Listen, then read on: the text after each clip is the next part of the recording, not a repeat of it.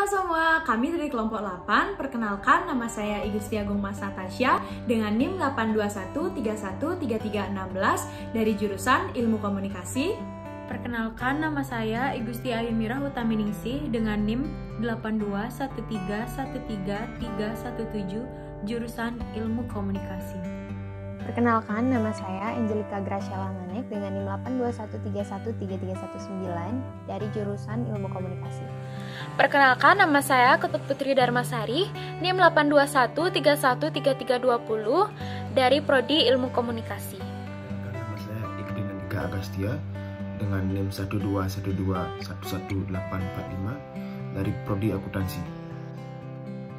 Perkenalkan, nama saya Seya Samantaukada dengan NIM 821313312. Perkenalkan, nama saya Gederian Ari Putra dari Fakultas Hukum dan Ilmu Sosial dari jurusan Ilmu Komunikasi dengan NIM 8131339. Baik, perkenalkan, nama saya Logedia Irama Artini dengan NIM 821313311. Perkenalkan, nama saya Celo Alsina Clotaurus Estemelo NIM 82131331313. Di video kali ini kami akan mengulas sebuah film yang berjudul Malmo The Secret Mission. Film ini berasal dari Korea yang disutradarai dan ditulis oleh Yuna serta diproduseri oleh Yoon So Young. Film ini diproduksi oleh Lotte Culture Works pada tanggal 9 Januari 2019 yang berdurasi 135 menit. The Secret Mission adalah sebuah film Korea yang ditulis oleh Yuna. Yuna selalu melakukan pekerjaannya sebagai penulis skenario dengan cara yang paling metodis dan melakukan yang terbaik demi hasil karya yang perfeksionis. Selain itu, Yuna juga banyak berbicara dengan sutradara, sehingga ia bisa secara konkret untuk menunjukkan niat yang dia cari. Film ini diangkat dari sejarah Korea pada tahun 1930 sampai dengan 1940. Pada saat itu, Korea masih berada di bawah penjajahan Kekaisaran Jepang, di mana bahasa Korea dilarang digunakan dengan tujuan menurunkan semangat juang rakyat Korea. Tetapi, grup besar bahasa Korea tetap memperjuangkan bahasa mereka dengan cara membuat kamus besar bahasa Korea walaupun mereka masih berada di bawah tekanan penjajahan Jepang. Dua tokoh utama di film Malmo ini adalah Kim Pan-soo yang diperankan oleh Yoo Hae-jin dan Ryu Jung-hwan yang diperankan oleh Lim Kye-sang. Dalam film ini, Kim Pan-soo digambarkan sebagai seorang pengangguran yang berwatak buruk dan suka mabuk. Dia memiliki satu anak laki-laki yaitu Kim Duk-jin dan anak perempuan yang bernama Kim Sun-hee. Sedangkan Ryu Jung-hwan di film ini digambarkan sebagai anak dari keluarga kaya di Korea yang pro-Jepang dan juga merupakan anak dari pemilik sekolah tempat Kim Duk-jin atau anak laki-laki dari Kim Pan-soo bersekolah.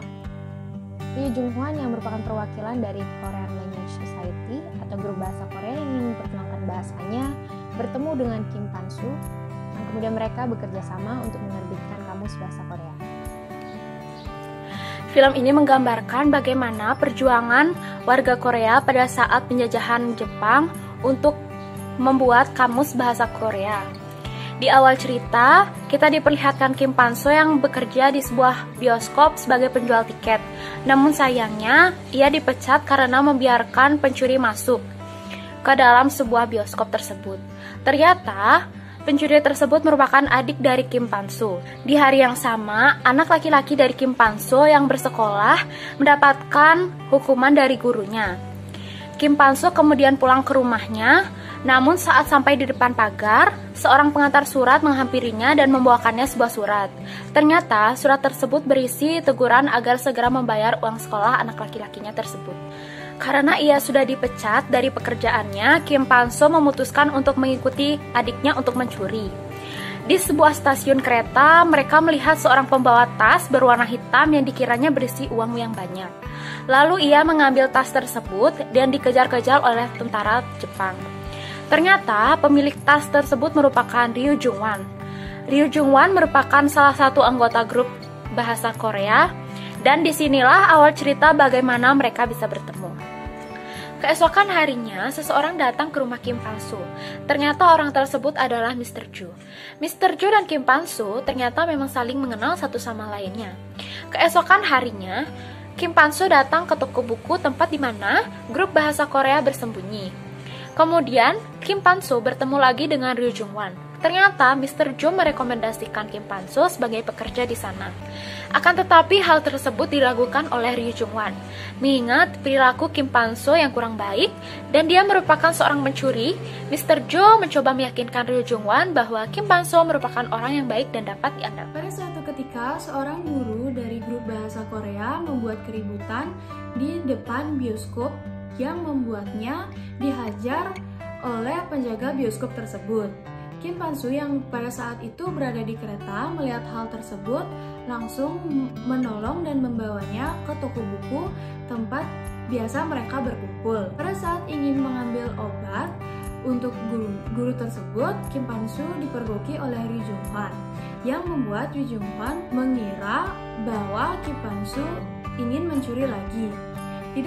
Tidak terima disangka pencuri, Kim Pan-soo langsung memukul Ryu Jung-hwan dan langsung pergi dari sana. Keesokan harinya, Ryu Jung-hwan pun tahu alasan Kim Pan-soo yang sebenarnya. Pada saat itu, Ryu Jung-hwan langsung mencoba meminta maaf kepada Kim Pan-soo. Disinilah awal kedekatan mereka berdua. Kim Pan-soo pun kembali bekerja di grup bahasa Korea dan mulai dekat dengan Ryu Jung-hwan. Kim Pan-soo mulai rajin belajar membaca dan mulai tertarik dengan buku-buku. Pada suatu malam, anggota dari grup bahasa Korea didatangi oleh jenderal Jepang dan diminta untuk bekerja sama agar memberitahu tempat persembunyian mereka. Jika dia ingin bekerja sama dengan jenderal tersebut, dia akan diberitahu informasi tentang istrinya yang ditahan oleh pemerintah Jepang di penjara Seoul. Kemudian persembunyian mereka pun diketahui. Semua buku pembuatan kamus bahasa Korea dihancurkan oleh tentara Jepang. Mr. Jo akhirnya ditangkap dan disiksa sampai akhirnya meninggal di rumah sakit. Mereka pun tidak menyerah. Seorang pengantar surat akhirnya membantu mereka dengan memberikan surat yang sudah ditahan oleh pemerintahan Jepang yang berisi dukungan dari rakyat Korea. Mereka kemudian mengumpulkan orang Korea dan mengadakan pertemuan rahasia pada malam hari untuk mengadakan kelas bahasa Korea di bioskop. Namun, akhirnya pertemuan mereka diketahui oleh pemerintah Jepang yang kemudian menyergap mereka pada saat pertemuan sedang berlangsung. Semuanya langsung panik untuk menyelamatkan salinan dari kamus bahasa Korea. Salinan terakhir dibawa lari oleh Ryu Jung-hwan, namun dia tertembak dan Kim Pak-soo pun menolongnya dan melanjutkan perjuangan untuk menyelamatkan salinan terakhir. Kim Pak-soo berlari sambil dikejar tentara Jepang sampai pada akhirnya pun tertangkap dan ditembak mati. Pada 15 Agustus 1945, akhirnya Jepang kalah oleh sekutu. Korea kemudian berhasil memerdekakan diri dari penjajahan Jepang. Beberapa tahun kemudian, salinan terakhir yang hilang pun ditemukan di sebuah gedung surat. Saya akan menjelaskan bagian evaluasi yang melingkupi kelebihan dan kekurangan dari film ini.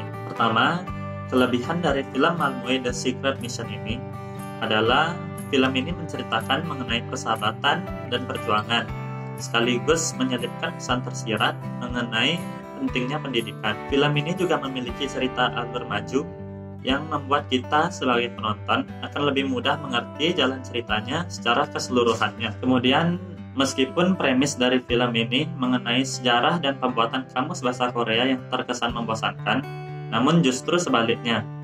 Film ini dikemas dengan sangat menarik, mulai dari banyak adegan komedi yang cukup menghibur, sampai adegan yang mengharukan, sehingga membuat emosi kita berubah-ubah. Selain kelebihan dari film ini, adapun kekurangannya yaitu pada awal film ini ada beberapa scene yang terlalu cepat sehingga membuat penonton bingung dengan alur ceritanya. Kekurangan selanjutnya dari film ini yaitu film ini tidak bisa diterima oleh sebuah kalangan, apalagi ini film Korea yang hanya bisa diterima oleh beberapa kalangan saja. Film ini juga tidak dianjurkan untuk anak yang masih berumur di bawah 13 tahun. Film ini disarankan untuk ditonton oleh anak yang sudah berumur di atas 13 tahun. Di sini menurut saya ada banyak hal yang bisa kita pelajari setelah menonton film ini. Dalam hal ini terutama bahasa. Bahasa merupakan suatu alat komunikasi yang digunakan oleh masyarakat untuk berinteraksi dengan orang lain, untuk menyampaikan suatu tujuan tertentu. Berdasarkan film ini, saya pikir begitulah harapan Perhimpunan Bahasa Korea sehingga mereka ingin menciptakan kamus bahasa Korea untuk mencapai tujuan tertentu, yaitu mempertahankan rasa nasionalisme masyarakat Korea akan bahasa kesatuan mereka sendiri. Karena di berbagai sekolah, anak-anak wajib menggunakan bahasa Jepang dan menjadikannya sebagai bahasa resmi. Anak-anak juga harus mengubah nama Korea mereka menjadi nama Jepang. Selain itu, Jepang juga berencana menghentikan izin penerbitan semua media berbahasa Korea. Dalam sudut pandang para pejuang seperti Perhimpunan Bahasa Korea, tentunya mereka tidak ingin Jepang terus-menerus menguasai negara mereka, sehingga anggota Perhimpunan Bahasa Korea ingin membangun rasa nasionalisme melalui bahasa dan pemahamannya yang bisa didapat melalui kamus. Saya akan menjelaskan kesimpulan dari film The Secret Mission. Film ini didasarkan dari kisah nyata perjuangan Perhimpunan Bahasa Korea yang diceritakan pada tahun 40-an, di mana Korea masih dijajah oleh Jepang dan penggunaan bahasa daerah masih dilarang. Dalam film ini ada beberapa hal yang patut disoroti, yaitu penggunaan bahasa di mana di dalam film ini mengandung unsur bahasa yang dapat merupakan suatu alat komunikasi yang digunakan oleh masyarakat untuk berinteraksi dengan orang lain untuk menyampaikan berita dan penerima pesan atau informasi. Dalam film ini membahas bagaimana bahasa Korea diciptakan dan juga diperjuangkan untuk menciptakan kamus bahasa Korea. Dikarenakan dan berbagai sekolah pelajar harus menggunakan bahasa Jepang dan menjadikan sebagai bahasa resmi. Bukan sebagai bahasa resmi saja, namun ada beberapa hal yang diubah seperti nama dan awak berbahasa Korea menjadi bahasa Jepang. Dan juga terjadi beberapa masalah di mana Jepang berencana menghentikan izin penerbitan bahasa Korea dalam menerima massa dan Jepang ingin menguasai secara seluruh sehingga para anggota himpunan Korea berada di titik di mana mereka dengan tegas ingin membangun kembali Korea menjadi lebih baik dan penuh dengan rasa nasionalisme dengan memperjuangkan bahasa Korea memulai kamus. Sekian video ulasan dari kelompok kami. Maaf jika ada salah-salah kata. Semoga video ini bermanfaat.